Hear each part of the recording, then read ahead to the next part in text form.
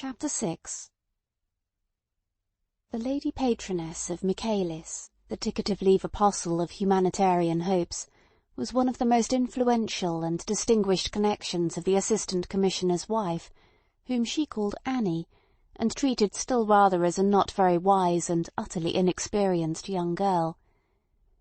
But she had consented to accept him on a friendly footing, which was by no means the case with all of his wife's influential connections. Married young and splendidly at some remote epoch of the past, she had had for a time a close view of great affairs, and even of some great men. She herself was a great lady.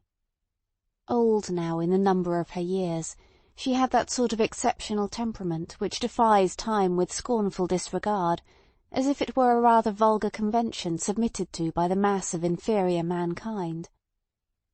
Many other conventions easier to set aside, alas, failed to obtain her recognition, also on temperamental grounds, either because they bored her, or because they stood in the way of her scorns and sympathies.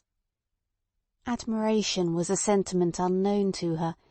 It was one of the secret griefs of her most noble husband against her. First, as always more or less tainted with mediocrity, and next as being, in a way, an admission of inferiority. And both were frankly inconceivable to her nature. To be fearlessly outspoken in her opinions came easily to her, since she judged solely from the standpoint of her social position. She was equally untrammelled in her actions, and as her tactfulness proceeded from genuine humanity, her bodily vigour remained remarkable, and her superiority was serene and cordial. 3 generations had admired her infinitely, and the last she was likely to see had pronounced her a wonderful woman. Meantime intelligent, with a sort of lofty simplicity, and curious at heart, but not, like many women, merely of social gossip, she amused her age by attracting within her ken, through the power of her great, almost historical social prestige, everything that rose above the dead level of mankind, lawfully or unlawfully, by position, wit, audacity, fortune or misfortune. Royal highnesses, artists, men of science, young statesmen and charlatans of all ages and conditions, who, unsubstantial and light, bobbing up like corks, show best the direction of the surface currents, had been welcomed in that house, listened to, penetrated, understood, appraised for her own edification. In her own words, she liked to watch what the world was coming to. And as she had a practical mind, her judgment of men and things, though based on special prejudices, was seldom totally wrong, and almost never wrong-headed. Her drawing-room was probably the only place in the wide world where an assistant commissioner of police could meet a convict liberated on a ticket of leave, on other than professional and official ground. Who had brought Michaelis there one afternoon the assistant commissioner did not remember very well. He had a notion it must have been a certain member of Parliament of illustrious parentage and unconventional sympathies, which were the standing joke of the comic papers. The notabilities, and even the simple notorieties of the day, brought each other freely to that temple of an old woman's not ignoble curiosity. You could never guess whom you were likely to come upon being received in semi-privacy within the faded blue silk and gilt-frame screen, making a cosy nook for a couch and a few armchairs in the great drawing-room, with its hum of voices and the groups of people seated or standing in the light of 6 tall windows. Michaelis had been the object of a revulsion of popular sentiment, the same sentiment which years ago had applauded the ferocity of the life sentence passed upon him for complicity in a rather mad attempt to rescue some prisoners from a police van. The plan of the conspirators had been to shoot down the horses and overpower the escort. Unfortunately, one of the police constables got shot too. He left a wife and 3 small children, and the death of that man aroused through the length and breadth of a realm for whose defence, welfare and glory men die every day as matter of duty, an outburst of furious indignation, of a raging, implacable pity for the victim. 3 ringleaders got hanged. Michaelis, young and slim, locksmith by trade, and great frequenter of evening schools, did not even know that anybody had been killed, his part with a few others being to force open the door at the back of the special conveyance. When arrested he had a bunch of skeleton keys in one pocket, a heavy chisel in another, and a short crowbar in his hand, neither more nor less than a burglar. But no burglar would have received such a heavy sentence.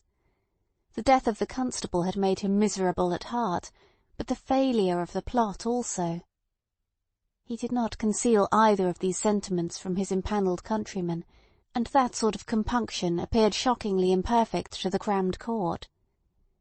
The judge, on passing sentence, commented feelingly upon the depravity and callousness of the young prisoner.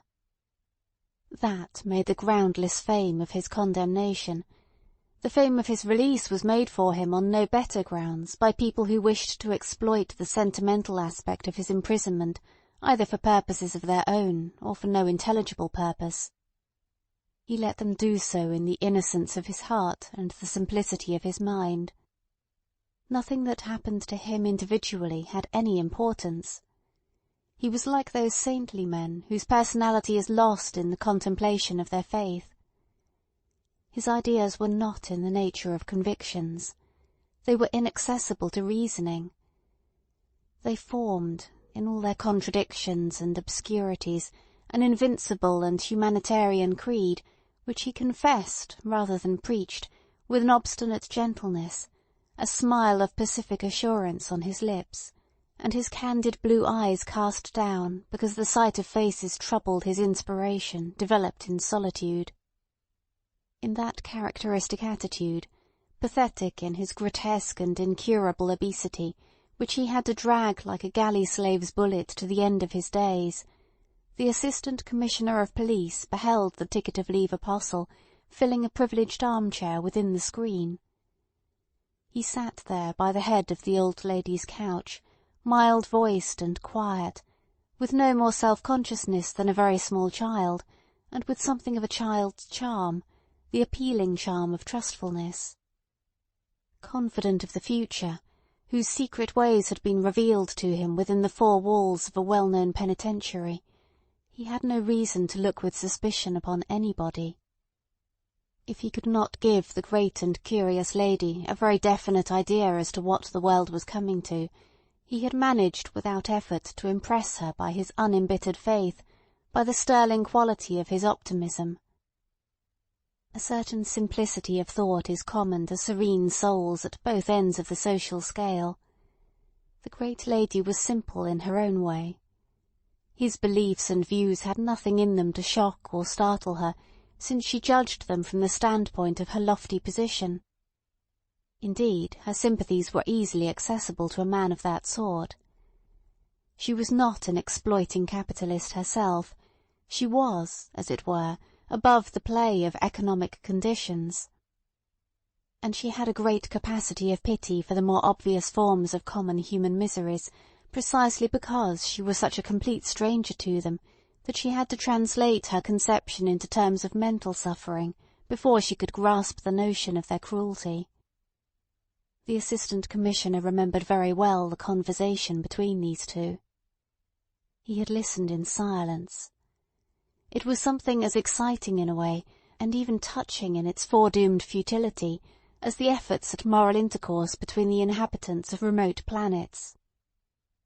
But this grotesque incarnation of humanitarian passion appealed somehow to one's imagination. At last Michaelis rose, and taking the great lady's extended hand, shook it, retained it for a moment in his great cushioned palm, with unembarrassed friendliness, and turned upon the semi-private nook of the drawing-room his back, vast and square, and as if distended under the short tweed jacket. Glancing about in serene benevolence, he waddled along to the distant door between the knots of other visitors. The murmur of conversations paused on his passage. He smiled innocently at a tall, brilliant girl whose eyes met his accidentally, and went out unconscious of the glances following him across the room. Michaelis's first appearance in the world was a success of esteem unmarred by a single murmur of derision. The interrupted conversations were resumed in their proper tone, grave or light. Only a well-set-up, long-limbed, active-looking man of 40, talking with two ladies near a window, remarked aloud, with an unexpected depth of feeling, 18 stone, I should say, and not 5'6". Poor fellow, it's terrible, terrible. The lady of the house, gazing absently at the Assistant Commissioner, left alone with her on the private side of the screen, seemed to be rearranging her mental impressions behind her thoughtful immobility of a handsome old face. Men with grey moustaches and full, healthy, vaguely smiling countenances approached, circling round the screen. Two mature women with a matronly air of gracious resolution, a clean-shaved individual with sunken cheeks, and dangling a gold-mounted eyeglass on a broad black ribbon with an old-world dandified effect. A silence deferential, but full of reserves, reigned for a moment, and then the great lady exclaimed, not with resentment, but with a sort of protesting indignation, "And that officially is supposed to be a revolutionist? What nonsense!" She looked hard at the Assistant Commissioner, who murmured apologetically, "Not a dangerous one, perhaps." "Not dangerous? I should think not indeed.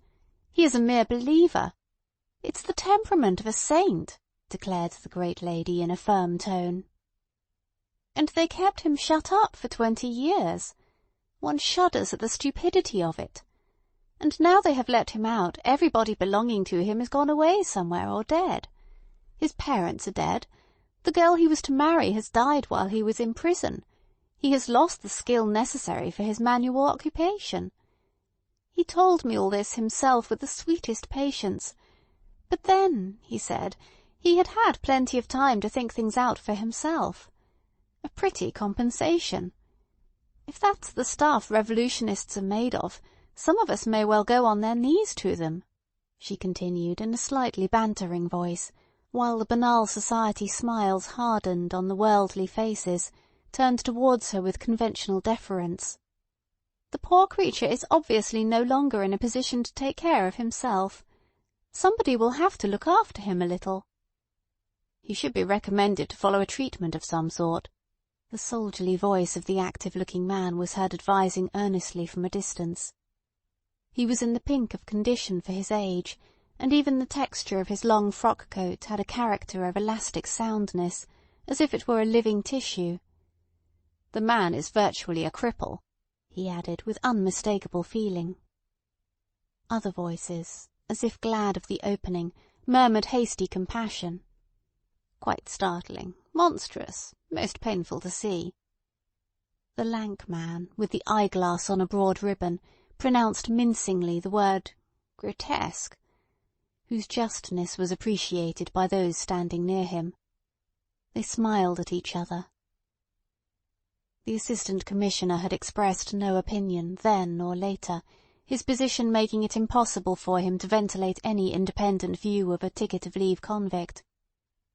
But in truth he shared the view of his wife's friend and patron that Michaelis was a humanitarian sentimentalist, a little mad, but upon the whole incapable of hurting a fly intentionally. So when that name cropped up suddenly in this vexing bomb affair, he realized all the danger of it for the ticket-of-leave apostle, and his mind reverted at once to the old lady's well-established infatuation. Her arbitrary kindness would not brook patiently any interference with Michaelis's freedom. It was a deep, calm, convinced infatuation. She had not only felt him to be inoffensive, but she had said so, which last, by a confusion of her absolutist mind, became a sort of incontrovertible demonstration. It was as if the monstrosity of the man, with his candid infant's eyes and a fat angelic smile, had fascinated her. She had come to believe almost his theory of the future, since it was not repugnant to her prejudices. She disliked the new element of plutocracy in the social compound, and industrialism as a method of human development appeared to her singularly repulsive in its mechanical and unfeeling character. The humanitarian hopes of the mild Michaelis tended not towards utter destruction, but merely towards the complete economic ruin of the system, and she did not really see where was the moral harm of it. It would do away with all the multitude of the parvenus, whom she disliked and mistrusted, not because they had arrived anywhere—she denied that—but because of their profound unintelligence of the world, which was the primary cause of the crudity of their perceptions and the aridity of their hearts. With the annihilation of all capital they would vanish too, but universal ruin, providing it was universal as it was revealed to Michaelis, would leave the social values untouched. The disappearance of the last piece of money could not affect people of position. She could not conceive how it could affect her position, for instance. She had developed these discoveries to the Assistant Commissioner with all the serene fearlessness of an old woman who had escaped the blight of indifference. He had made for himself the rule to receive everything of that sort in a silence which he took care from policy and inclination not to make offensive. He had an affection for the aged disciple of Michaelis, a complex sentiment depending a little on her prestige, on her personality, but most of all on the instinct of flattered gratitude. He felt himself really liked in her house. She was kindness personified. And she was practically wise, too, after the manner of experienced women. She made his married life much easier than it would have been without her generously full recognition of his rights as Annie's husband. Her influence upon his wife, a woman devoured by all sorts of small selfishnesses, small envies, small jealousies, was excellent. Unfortunately, both her kindness and her wisdom were of unreasonable complexion, distinctly feminine and difficult to deal with. She remained a perfect woman all along her full tale of years, and not, as some of them do become, a sort of slippery, pestilential old man in petticoats. And it was as of a woman that he thought of her, the specially choice incarnation of the feminine, wherein is recruited the tender, ingenuous, and fierce bodyguard for all sorts of men who talk under the influence of an emotion, true or fraudulent, for preachers, seers, prophets, or reformers. Appreciating the distinguished and good friend of his wife, and himself, in that way, the Assistant Commissioner became alarmed at the convict Michaelis's possible fate. Once arrested on suspicion of being in some way, however remote, a party to this outrage, the man could hardly escape being sent back to finish his sentence at least. And that would kill him. He would never come out alive. The Assistant Commissioner made a reflection extremely unbecoming his official position, without being really creditable to his humanity. If the fellow is laid hold of again, he thought, she will never forgive me. The frankness of such a secretly outspoken thought could not go without some derisive self-criticism. No man engaged in a work he does not like can preserve many saving illusions about himself. The distaste, the absence of glamour, extend from the occupation to the personality. It is only when our appointed activities seem, by a lucky accident, to obey the particular earnestness of our temperament that we can taste the comfort of complete self-deception. The Assistant Commissioner did not like his work at home. The police work he had been engaged on in a distant part of the globe had the saving character of an irregular sort of warfare, or at least the risk and excitement of open-air sport. His real abilities, which were mainly of an administrative order, were combined with an adventurous disposition. Chained to a desk in the thick of 4 millions of men, he considered himself the victim of an ironic fate, the same, no doubt, which had brought about his marriage with a woman exceptionally sensitive in the matter of colonial climate, besides other limitations testifying to the delicacy of her nature and her tastes. Though he judged his alarm sardonically, he did not dismiss the improper thought from his mind. The instinct of self-preservation was strong within him. On the contrary, he repeated it mentally with profane emphasis and a fuller precision. Damn it! If that infernal Heat has his way, the fellow will die in prison smothered in his own fat, and she'll never forgive me. His black, narrow figure, with the white band of the collar under the silvery gleams on the close-cropped hair at the back of the head, remained motionless. The silence had lasted such a long time that Chief Inspector Heat ventured to clear his throat. This noise produced its effect. The zealous and intelligent officer was asked by his superior, whose back remained turned to him immovably. "You connect Michaelis with this affair?" Chief Inspector Heat was very positive, but cautious. "Well, sir," he said, "we have enough to go upon. A man like that has no business to be at large, anyhow." "You will want some conclusive evidence," came the observation in a murmur. Chief Inspector Heat raised his eyebrows at the black, narrow back, which remained obstinately presented to his intelligence and his zeal. "There will be no difficulty in getting up sufficient evidence against him," he said, with virtuous complacency. "You may trust me for that, sir," he added, quite unnecessarily, out of the fullness of his heart, for it seemed to him an excellent thing to have that man in hand to be thrown down to the public, should it think it fit to roar with any special indignation in this case. It was impossible to say yet whether it would roar or not. That, in the last instance, depended, of course, on the newspaper press. But in any case, Chief Inspector Heat, purveyor of prisons by trade, and a man of legal instincts, did logically believe that incarceration was the proper fate for every declared enemy of the law. In the strength of that conviction he committed a fault of tact. He allowed himself a little conceited laugh, and repeated, "Trust me for that, sir." This was too much for the forced calmness under which the Assistant Commissioner had, for upwards of 18 months, concealed his irritation with the system and the subordinates of his office.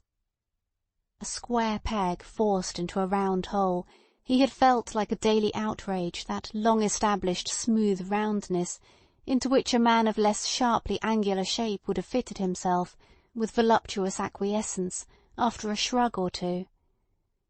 What he resented most was just the necessity of taking so much on trust.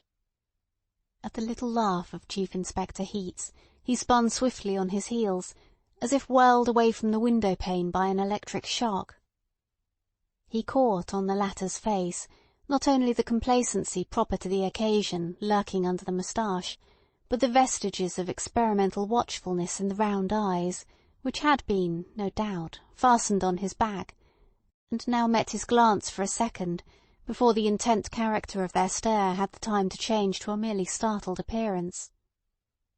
The Assistant Commissioner of Police had really some qualifications for his post. Suddenly his suspicion was awakened. It is but fair to say that his suspicions of the police methods, unless the police happened to be a semi-military body organised by himself, was not difficult to arouse. If it ever slumbered from sheer weariness, it was but lightly, and his appreciation of Chief Inspector Heat's zeal and ability, moderate in itself, excluded all notion of moral confidence. "He's up to something," he exclaimed mentally, and at once became angry. Crossing over to his desk with headlong strides, he sat down violently. "Here I am stuck in a litter of paper," he reflected, with unreasonable resentment, "supposed to hold all the threads in my hands, and yet I can but hold what is put in my hand and nothing else, and they can fasten the other ends of the threads where they please." He raised his head and turned towards his subordinate a long, meagre face with the accentuated features of an energetic Don Quixote. "Now what is it you've got up your sleeve?" The other stared. He stared without winking in a perfect immobility of his round eyes, as he was used to stare at the various members of the criminal class when, after being duly cautioned, they made their statements in the tones of injured innocence, or false simplicity, or sullen resignation. But behind that professional and stony fixity There was some surprise, too, for in such a tone, combining nicely the note of contempt and impatience, Chief Inspector Heat, the right-hand man of the department, was not used to be addressed. He began in a procrastinating manner, like a man taken unawares by a new and unexpected experience. "What I've got against that man Michaelis, you mean, sir?" The Assistant Commissioner watched the bullet head, the points of that Norse rover's moustache, falling below the line of the heavy jaw, the whole full and pale physiognomy, whose determined character was marred by too much flesh, at the cunning wrinkles radiating from the outer corners of the eyes, and in that purposeful contemplation of the valuable and trusted officer he drew a conviction so sudden that it moved him like an inspiration. "I have reason to think that when you came into this room," he said in measured tones, "it was not Michaelis who was in your mind, not principally, perhaps not at all." "You have reason to think, sir?" muttered Chief Inspector Heat, with every appearance of astonishment, which, up to a certain point, was genuine enough. He had discovered in this affair a delicate and perplexing side, forcing upon the discoverer a certain amount of insincerity, that sort of insincerity which, under the names of skill, prudence, discretion, turns up at one point or another in most human affairs. He felt at the moment like a tight-rope artist might feel if suddenly, in the middle of the performance, the manager of the music-hall were to rush out of the proper managerial seclusion and begin to shake the rope. Indignation, the sense of moral insecurity engendered by such a treacherous proceeding, joined to the immediate apprehension of a broken neck, would, in the colloquial phrase, put him in a state. And there would also be some scandalized concern for his art, too, since a man must identify himself with something more tangible than his own personality, and establish his pride somewhere, either in his social position, or in the quality of the work he is obliged to do, or simply in the superiority of the idleness he may be fortunate enough to enjoy. "Yes," said the Assistant Commissioner, "I have. I do not mean to say that you have not thought of Michaelis at all, but you are giving the fact you've mentioned a prominence which strikes me as not quite candid, Inspector Heat. If that is really the track of discovery, why haven't you followed it up at once, either personally or by sending one of your men to that village?" "Do you think, sir, I have failed in my duty there?" the Chief Inspector asked, in a tone which he sought to make simply reflective.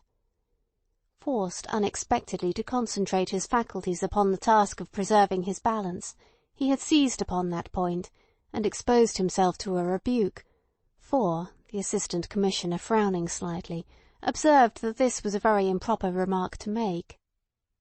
"But since you've made it," he continued coldly, "I'll tell you that this is not my meaning." He paused, with a straight glance of his sunken eyes, which was a full equivalent of the unspoken termination, "and you know it." The head of the so-called Special Crimes Department, debarred by his position from going out of doors personally in quest of secrets locked up in guilty breasts, had a propensity to exercise his considerable gifts for the detection of incriminating truth upon his own subordinates. That peculiar instinct could hardly be called a weakness. It was natural. He was a born detective. It had unconsciously governed his choice of a career, and if it ever failed him in life, it was perhaps in the one exceptional circumstance of his marriage, which was also natural. It fed, since it could not roam abroad, upon the human material which was brought to it in its official seclusion. We can never cease to be ourselves.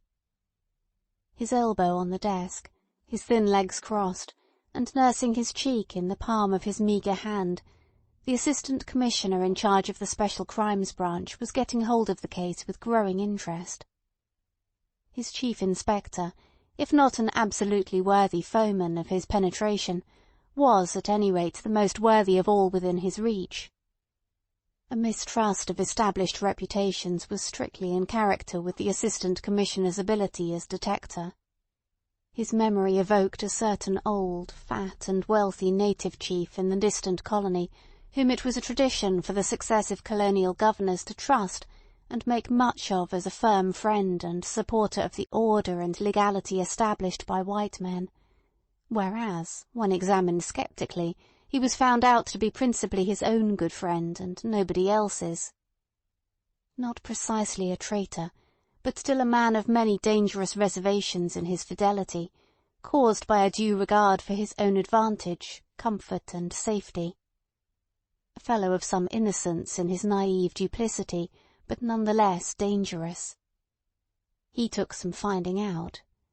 He was physically a big man, too, and, allowing for the difference of colour, of course, Chief Inspector Heat's appearance recalled him to the memory of his superior. It was not the eyes, nor yet the lips exactly. It was bizarre. But does not Alfred Wallace relate in his famous book on the Malay Archipelago how, amongst the Aru Islanders, he discovered in an old and naked savage with a sooty skin a peculiar resemblance to a dear friend at home? For the first time since he took up his appointment, the Assistant Commissioner felt as if he were going to do some real work for his salary, and that was a pleasurable sensation. "I'll turn him inside out like an old glove," thought the Assistant Commissioner, with his eyes resting pensively upon Chief Inspector Heat. "No, that was not my thought," he began again. "There is no doubt about you knowing your business, no doubt at all, and that's precisely why I—" He stopped short, and, changing his tone, "What could you bring up against Michaelis of a definite nature? I mean apart from the fact that the two men under suspicion—you're certain there were two of them—came last from a railway station within 3 miles of the village where Michaelis is living now." "This by itself is enough for us to go upon, sir, with that sort of man," said the Chief Inspector, with returning composure. The slight approving movement of the Assistant Commissioner's head went far to pacify the resentful astonishment of the renowned officer. For Chief Inspector Heat was a kind man, an excellent husband, a devoted father, and the public and departmental confidence he enjoyed, acting favourably upon an amiable nature, disposed him to feel friendly towards the successive Assistant Commissioners he had seen pass through that very room. There had been 3 in his time. The first one, a soldierly, abrupt, red-faced person, with white eyebrows and an explosive temper, could be managed with a silken thread. He left on reaching the age limit. The second, a perfect gentleman, knowing his own and everybody else's place to a nicety, on resigning to take up a higher appointment out of England, got decorated for, really, Inspector Heat's services. To work with him had been a pride and a pleasure. The third, a bit of a dark horse from the first, was, at the end of 18 months, something of a dark horse still to the department. Upon the whole, Chief Inspector Heat believed him to be in the main harmless, odd-looking, but harmless. He was speaking now, and the Chief Inspector listened with outward deference, which means nothing, being a matter of duty, and inwardly with benevolent toleration. "Michaelis reported himself before leaving London for the country?" "Yes, sir, he did." "And what may he be doing there?" continued the Assistant Commissioner, who was perfectly informed on that point. Fitted with painful tightness into an old wooden armchair, before a worm-eaten oak table in an upstairs room of a 4-roomed cottage with a roof of moss-grown tiles, Michaelis was writing night and day in a shaky, slanting hand that autobiography of a prisoner, which was to be like a book of Revelation in the history of mankind. The conditions of confined space, seclusion, and solitude in a small 4-roomed cottage were favourable to his inspiration. It was like being in prison, except that one was never disturbed for the odious purpose of taking exercise, according to the tyrannical regulations of his own home in the penitentiary. He could not tell whether the sun still shone on the earth or not. The perspiration of the literary labour dropped from his brow. A delightful enthusiasm urged him on. It was the liberation of his inner life, the letting out of his soul into the wide world. And the zeal of his guileless vanity, first awakened by the offer of £500 from a publisher, seemed something predestined and holy. "It would be, of course, most desirable to be informed exactly," insisted the Assistant Commissioner uncandidly. Chief Inspector Heat, conscious of renewed irritation at this display of scrupulousness, said that the country police had been notified from the first of Michaelis's arrival, and that a full report could be obtained in a few hours. A wire to the superintendent. Thus he spoke, rather slowly, while his mind seemed already to be weighing the consequences. A slight knitting of the brow was the outward sign of this. But he was interrupted by a question. "You've sent that wire already?" "No, sir," he answered, as if surprised. The Assistant Commissioner uncrossed his legs suddenly. The briskness of that movement contrasted with the casual way in which he threw out a suggestion. "Would you think that Michaelis had anything to do with the preparation of that bomb, for instance?" The Chief Inspector assumed a reflective manner. "I wouldn't say so. There's no necessity to say anything at present. He associates with men who are classed as dangerous. He was made a delegate of the Red Committee less than a year after his release on licence. A sort of compliment, I suppose." And the Chief Inspector laughed a little angrily, a little scornfully. With a man of that sort, scrupulousness was a misplaced and even an illegal sentiment. The celebrity bestowed upon Michaelis on his release 2 years ago by some emotional journalists in want of special copy had rankled ever since in his breast. It was perfectly legal to arrest that man on the barest suspicion. It was legal and expedient on the face of it. His 2 former chiefs would have seen the point at once, whereas this one, without saying either yes or no, sat there as if lost in a dream. Moreover, besides being legal and expedient, the arrest of Michaelis solved a little personal difficulty which worried Chief Inspector Heat somewhat. This difficulty had its bearing upon his reputation, upon his comfort, and even upon the efficient performance of his duties. For, if Michaelis no doubt knew something about this outrage, the Chief Inspector was fairly certain that he did not know too much. This was just as well. He knew much less, the Chief Inspector was positive, than certain other individuals he had in his mind, but whose arrest seemed to him inexpedient, besides being a more complicated matter, on account of the rules of the game. The rules of the game did not protect so much Michaelis, who was an ex-convict. It would be stupid not to take advantage of legal facilities, and the journalists who had written him up with emotional gush would be ready to write him down with emotional indignation. This prospect, viewed with confidence, had the attraction of a personal triumph for Chief Inspector Heat. And deep down in his blameless bosom of an average married citizen, almost unconscious but potent nevertheless, the dislike of being compelled by events to meddle with the desperate ferocity of the Professor had its say. This dislike had been strengthened by the chance meeting in the lane.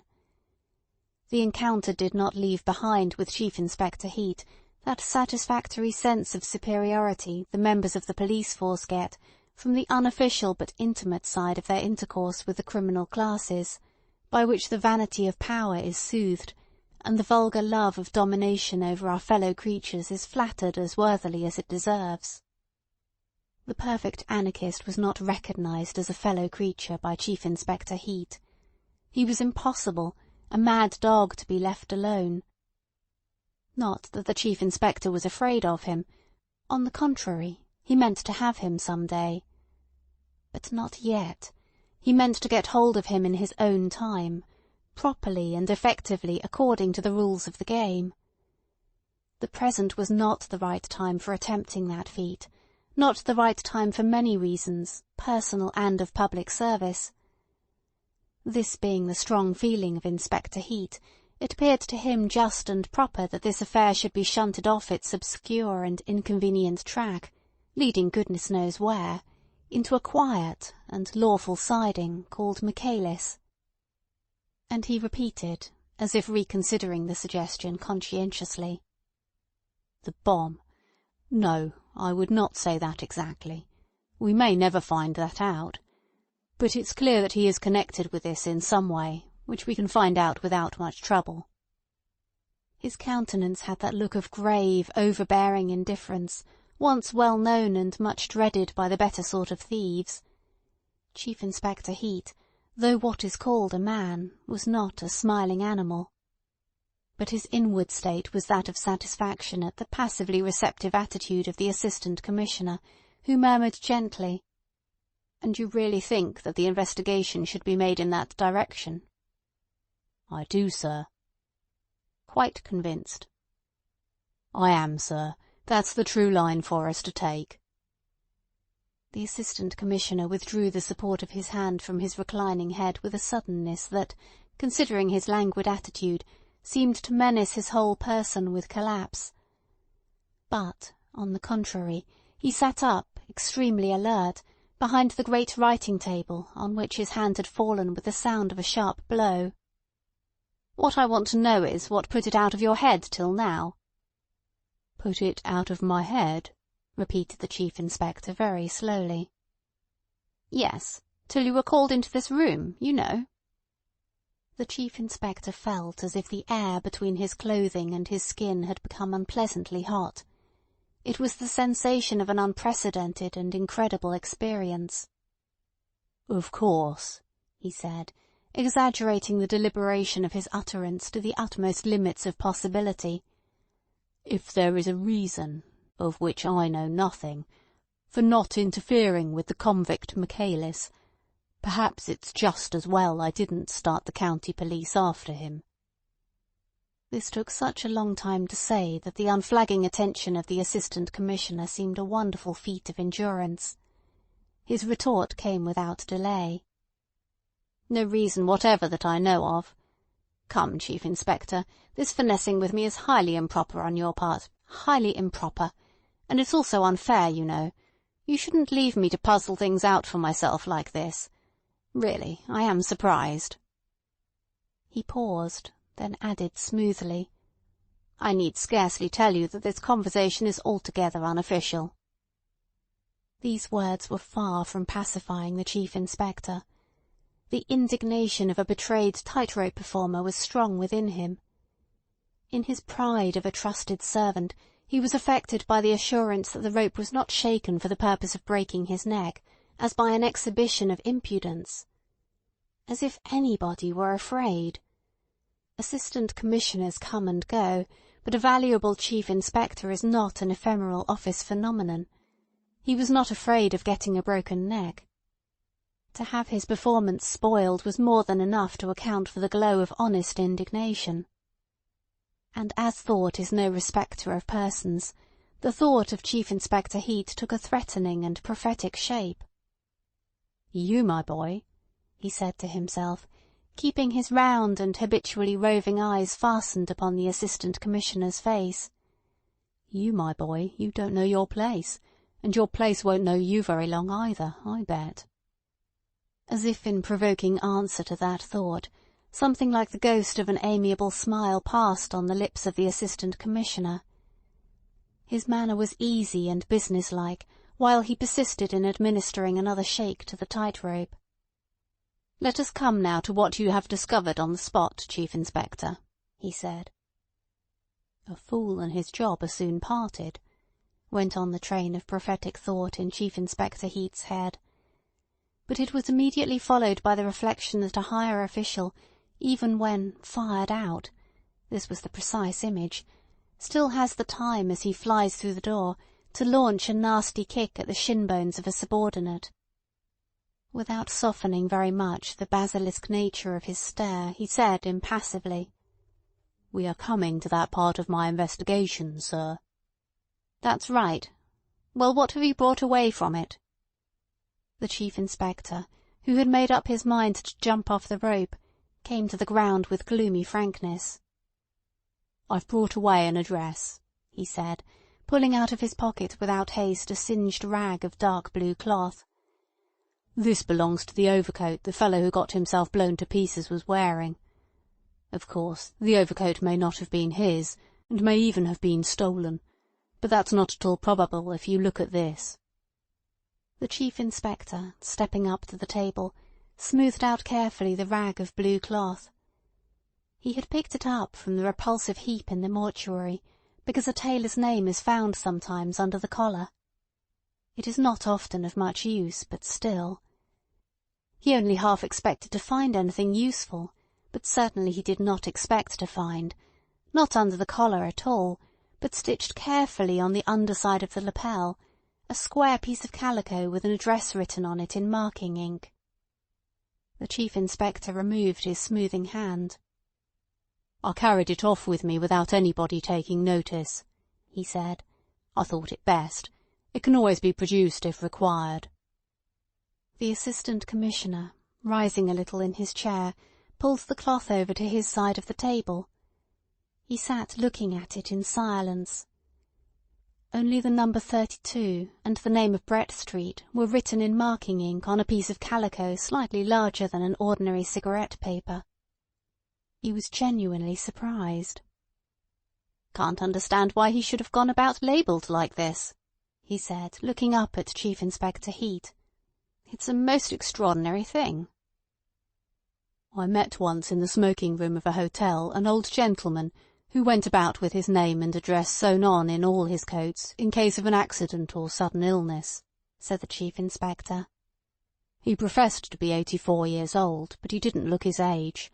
He told me he was also afraid of losing his memory suddenly, like those people he has been reading of in the papers." A question from the Assistant Commissioner, who wanted to know what was number 32 Brett Street, interrupted that reminiscence abruptly. The Chief Inspector, driven down to the ground by unfair artifices, had elected to walk the path of unreserved openness. If he believed firmly that to know too much was not good for the department, the judicious holding back of knowledge was as far as his loyalty dared to go for the good of the service. If the Assistant Commissioner wanted to mismanage this affair, nothing, of course, could prevent him. But on his own part, he now saw no reason for a display of alacrity. So he answered concisely, "It's a shop, sir." The Assistant Commissioner, with his eyes lowered on the rag of blue cloth, waited for more information. As that did not come, he proceeded to obtain it by a series of questions propounded with gentle patience. Thus he acquired an idea of the nature of Mr. Verloc's commerce, of his personal appearance, and heard at last his name. In a pause the Assistant Commissioner raised his eyes and discovered some animation on the Chief Inspector's face. They looked at each other in silence. "Of course," said the latter, "the department has no record of that man." "Did any of my predecessors have any knowledge of what you have told me now?" asked the Assistant Commissioner, putting his elbows on the table and raising his joined hands before his face, as if about to offer prayer, only that his eyes had not a pious expression. "No, sir, certainly not. What would have been the object? That sort of man could never be produced publicly to any good purpose. It was sufficient for me to know who he was, and to make use of him in a way that could be used publicly." "And do you think that sort of private knowledge consistent with the official position you occupy?" "Perfectly, sir. I think it's quite proper. I will take the liberty to tell you, sir, that it makes me what I am, and I am looked upon as a man who knows his work. It's a private affair of my own. A personal friend of mine in the French police gave me the hint that the fellow was an embassy spy. Private friendship, private information, private use of it. That's how I look upon it." The Assistant Commissioner, after remarking to himself that the mental state of the renowned Chief Inspector seemed to affect the outline of his lower jaw, as if the lively sense of his high professional distinction had been located in that part of his anatomy, dismissed the point for the moment with a calm, "I see." Then, leaning his cheek on his joined hands, "Well then, speaking privately if you like, how long have you been in private touch with this embassy spy?"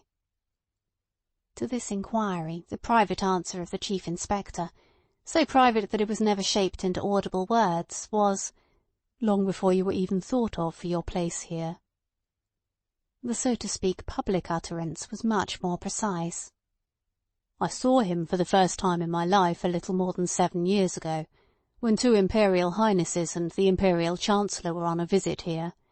I was put in charge of all the arrangements for looking after them.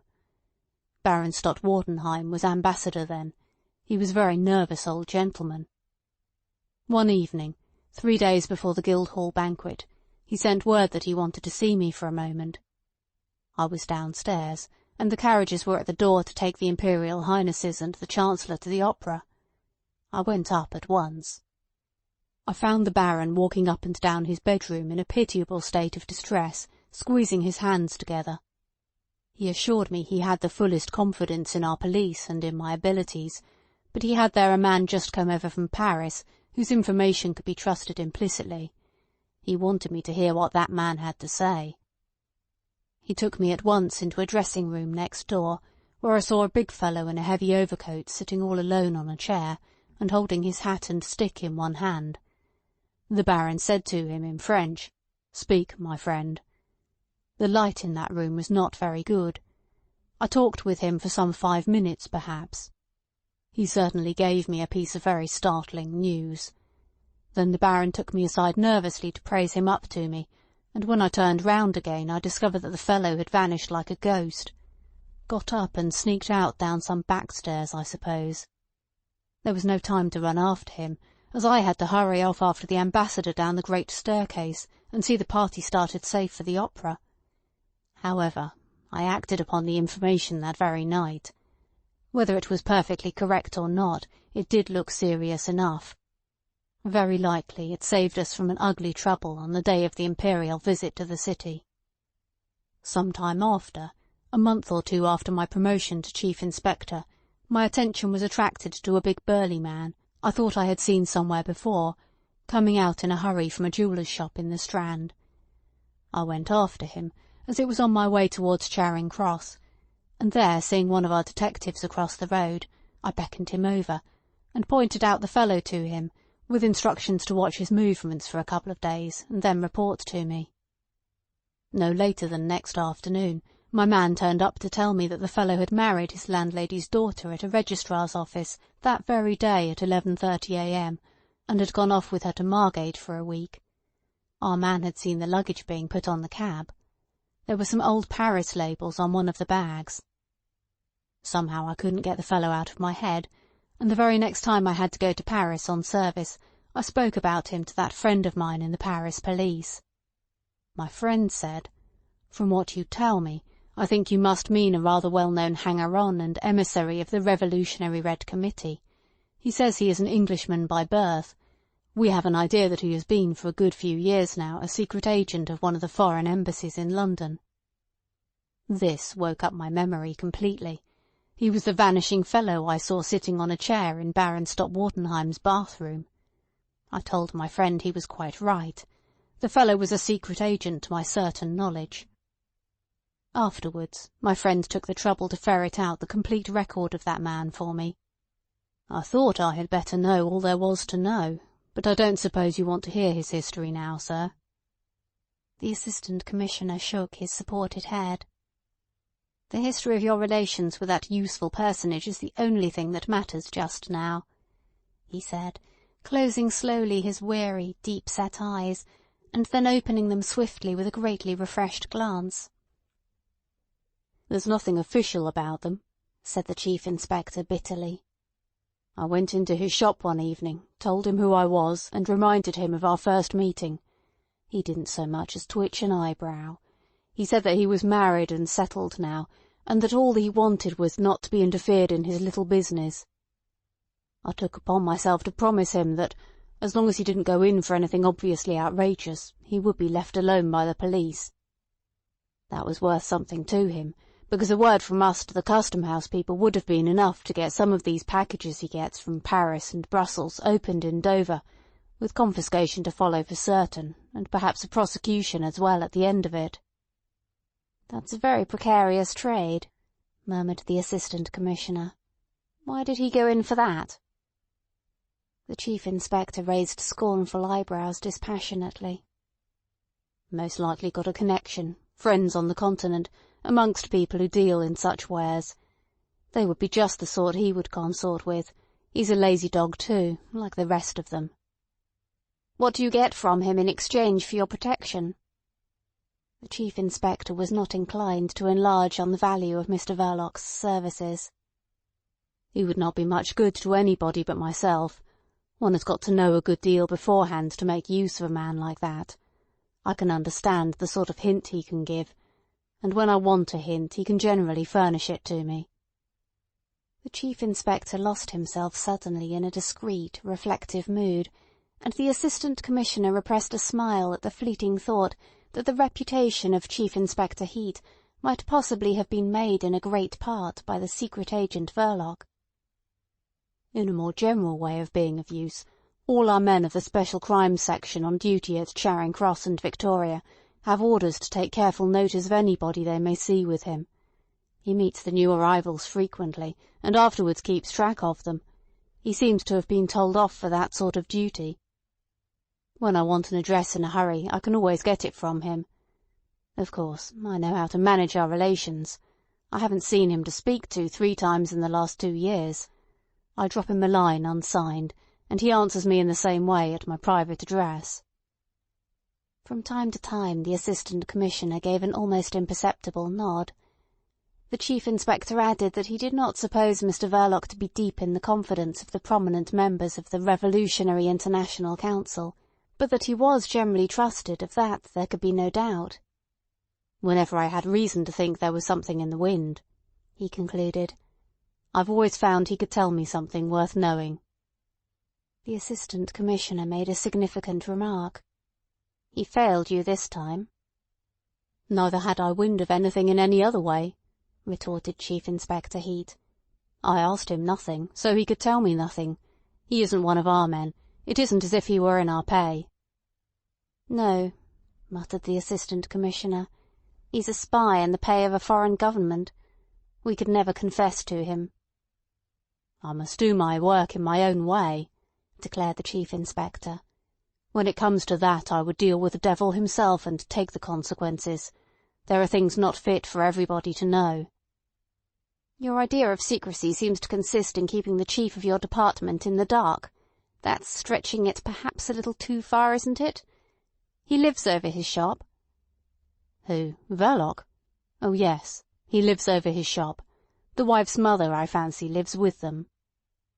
"Is the house watched?" "Oh dear, no, it wouldn't do. Certain people who come there are watched. My opinion is that he knows nothing of this affair." "How do you account for this?" The Assistant Commissioner nodded at the cloth rag lying before him on the table. "I don't account for it at all, sir. It's simply unaccountable.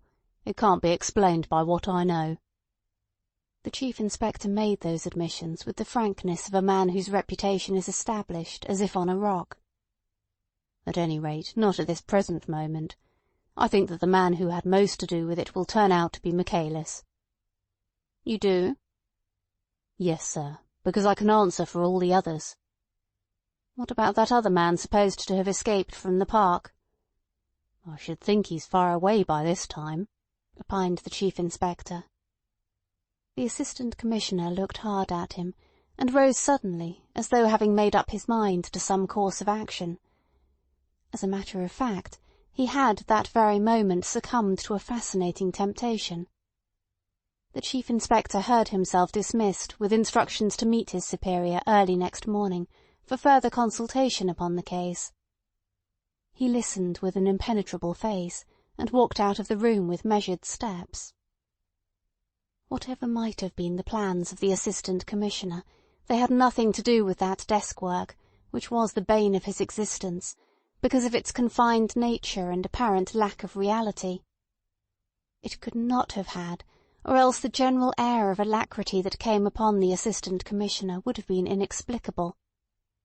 As soon as he was left alone, he looked for his hat impulsively, and put it on his head. Having done that, he sat down again to reconsider the whole matter. But, as his mind was already made up, this did not take long, and before Chief Inspector Heat had gone very far on the way home, he also left the building.